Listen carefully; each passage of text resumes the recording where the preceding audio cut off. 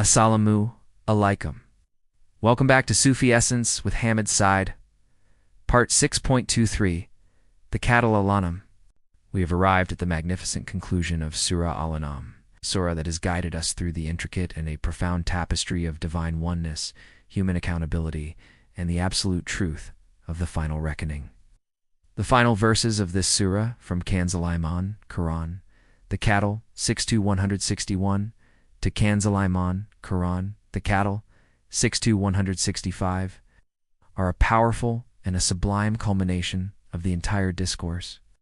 They serve as a final call to a pure and an unwavering monotheism, a declaration of a believer's ultimate purpose, and a sober reminder of a divine justice and a mercy. The divine revelation in this section lays bare the ultimate consequence of a life of spiritual heedlessness, outlining the interrogation of nations and the profound testimony of their own senses against them. This lecture will meticulously dissect the theological, psychological, and spiritual dimensions of these verses, serving as a comprehensive and an intellectual framework for a life of spiritual truth and an unwavering faith. We will analyze the intricate relationship between the divine guidance and a human free will, and how the choices we make in this fleeting life determine our eternal abode. The straight path, the way of Abraham, and the declaration of ultimate purpose. The verses that form the foundation of our initial discussion in this segment are as follows. Kanzul Iman, Quran, the cattle, 6-161, say, "Indeed, my Lord has guided me to a straight path, a correct religion, the way of Abraham, inclining toward truth. And he was not among those who associate others with Allah." This verse, Kanzul Iman, Quran, the cattle, 6-161, is a profound and an unequivocal statement on the principle of divine justice. It serves as a direct and a powerful refutation of the practices of the pre-Islamic Arabs who would accuse Allah of being unjust. The verse states, "Say, indeed, my Lord has guided me to a straight path, a correct religion, the way of Abraham, inclining toward truth. And he was not among those who associate others with Allah." This is a profound and a magnificent statement that establishes a fundamental principle of divine justice. A people will not be punished for their transgressions until a clear and an unequivocal warning has been sent to them. The unaware Gafilin, here are those who have not received a divine message or a prophetic warning. The verse is a profound and a powerful reminder that Allah's justice is not arbitrary, but is based on a clear warning and an unequivocal guidance. The verse concludes with a profound and a final statement of divine mercy. A people will not be destroyed for their transgressions, while they are in a state of a profound spiritual ignorance. Kanzul Iman, Quran, the cattle, 6-162, say, "Indeed, my prayer, my rites of sacrifice, my living and my dying are for Allah, Lord of the worlds."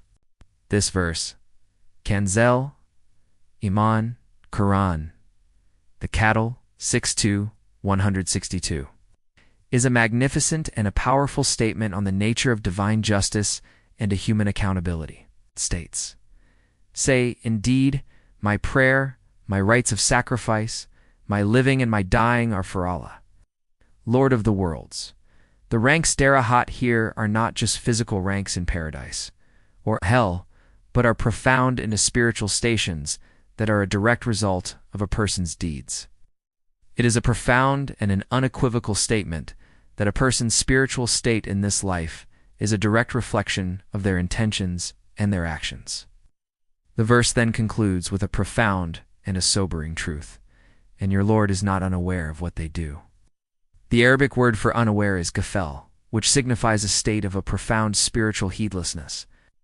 The verse is a direct and a powerful reassurance to the believers that their struggles, their steadfastness, and their sincerity are not hidden from their Lord. The verse also serves as a profound and a chilling warning to those who have strayed, reminding them that their deviation is not hidden from Allah. Kanzul Iman, Quran, the cattle, 6-163, he has no partner. And with this I have been commanded, and I am the first of the Muslims. This verse, Kanzul Iman, Quran, the cattle, 6-163, It's a profound and a magnificent statement that serves as a direct and a powerful refutation of the intellectual and the spiritual arrogance of the disbelievers. It states, "He has no partner. And with this I have been commanded, and I am the first of the Muslims." This is a profound and a magnificent statement that establishes a fundamental principle of divine justice. The very concept of shirk polytheism is a profound and an irrational act. The verse then reveals the profound and a spiritual reality of their practices. Thus did those before them deny until they tasted. Our punishment. Say, do you have any knowledge that you can bring out for us? You only follow assumption and you only falsify? This is a profound and a powerful reminder that their baseless prohibitions were not based on divine revelation but on assumption, dan, and falsehood, kazib. The verse concludes with a profound and a final statement of divine justice. He will recompense them for what they were inventing. Sufi perspective. The journey of sincerity and the purification of the heart from a Sufi perspective. These verses are a profound and a direct commentary on the spiritual journey of a Selic spiritual traveler. The Sufi understands that the path to divine proximity is not a path of intellectual arrogance, but a path of a profound spiritual humility. The ranks Dara had here are not just physical ranks in paradise or hell, but are profound and spiritual stations that are a direct result of a person's deeds. The Sufi believes that the spiritual purification of the heart cannot be achieved by conforming to the worldly standards of the majority. The Sufi believes that the Kalb heart is the throne of divine contemplation, and it can only be purified by a profound and an unwavering sincerity. The Sufi understands that the divine Dar al-Salam, home of peace, is not just a physical place, but a spiritual state, a state of profound spiritual tranquility that is a result of a heart that is so filled with the love and the remembrance of Allah that there is no room for any other fear or any other love. The Sufi believes that the Day of Judgment is not just a future event, but a present reality that is experienced in every moment of a profound spiritual contemplation. The Sufi understands that the most profound and the most sacred relationship is the relationship between the Salik and their Lord, a relationship that is based on a profound and an unwavering sincerity and a deep love. The Sufi believes that the spiritual station of a person on the Day of Judgment is a direct reflection of their spiritual station in this life. Commentary from Zia, O Quran. The Wisdom of Divine Attributes. The Zia O Quran commentary provides a deep scholarly analysis of the theological and the spiritual dimensions of these verses. The commentator explains that the phrase, "the path of your Lord, leading straight," is a profound and a timeless argument that is a direct challenge to the very foundation of atheistic and philosophical beliefs that are not based on a divine revelation. He provides a detailed explanation of the divine wisdom behind the names Al-Hakim, the Wise, and Al-Hakim, the Knowing, explaining that these names signify a profound and a deep relationship with the Creator. The commentator beautifully articulates how these verses serve as a profound and a powerful call to a deeper and a more personal relationship with the Creator, relationship that is based on knowledge and a certainty rather than assumption and a fabrication. The commentary also provides a beautiful and a scholarly explanation of the divine wisdom behind the divine law, explaining that it is a profound act of divine mercy that has been given to humanity for its spiritual and physical well-being. The injustice of the disbelievers and the profound loss. We now continue our journey through Surah Al-An'am, examining the verses that delve into the profound consequences of disbelief and the ultimate reward of a life of faith. Kanzul Iman, Quran. The Cattle, 6-164, say, "Is it other than Allah I should seek as a Lord while He is the Lord of all things? And every soul earns not punishment except against itself, and no bearer of burdens will bear the burden of another. Then to your Lord is your return, and He will inform you about that over which you used to differ." This verse, Kanzul Iman, Quran, The Cattle, 6-164, is a profound and a chilling statement on the nature of a spiritual and a physical injustice. It is a direct and a powerful commentary on the reality that those who are in a state of a profound spiritual heedlessness and a transgression are inevitably drawn to one another. The verse states, "Say, is it other than Allah I should seek as a Lord, while He is the Lord of all things?" And every soul earns not punishment except against itself, and no bearer of burdens will bear the burden of another. Then to your Lord is your return, and he will inform you about that over which you used to differ. This is a profound and a powerful reminder that their baseless prohibitions were not based on divine revelation, but on assumption, dan, and falsehood kazib. The verse then provides the profound and a spiritual reason for this. Then who is more unjust than one who invents a lie about Allah to mislead other people without any knowledge? Indeed, Allah does not guide the wrongdoing people. The word earn is a profound and a powerful statement that our actions are not just random acts, but a result of a conscious and a deliberate choice. It is a profound and a sobering reminder that a person's spiritual state is a direct reflection of their inner intentions and their outer deeds. Kanzul Iman, Quran, the cattle, 6-165, and he is the one who has made you successors on the earth, and has raised some of you above others in ranks, so that he may test you in what he has given you.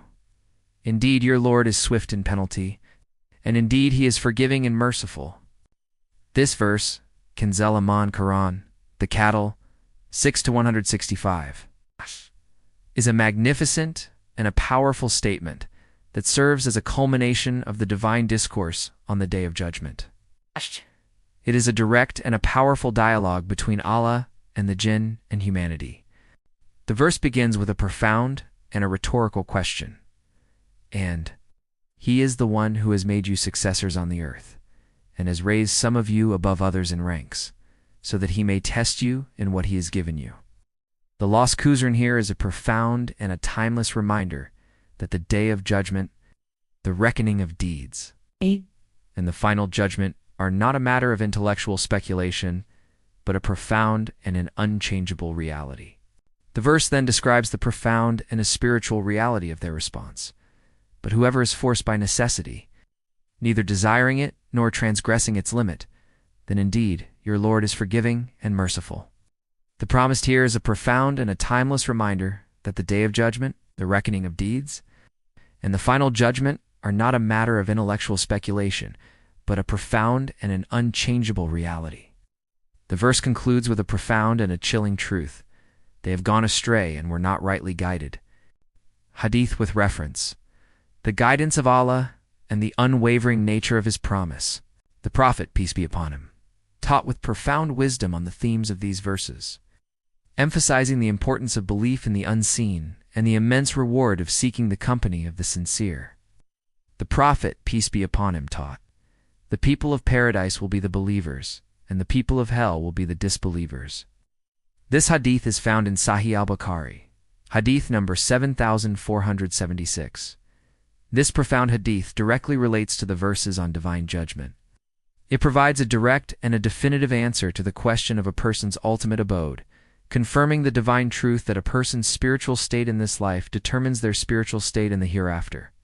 The Prophet, peace be upon him, also taught, every person will be held accountable for their deeds on the Day of Judgment. This hadith is found in Sahih al-Bukhari, hadith number 6535. This profound hadith, while not directly related to the verses, is a powerful and a timeless lesson that the best form of worship is not just in ritual, but in our character. It is a profound reminder that our actions are a manifestation of our inner state, and that the best form of spiritual worship is to embody the divine names and attributes in our character. The hadith also gives a subtle promise that this vision is reserved for the hereafter, a profound and a magnificent reward for the righteous.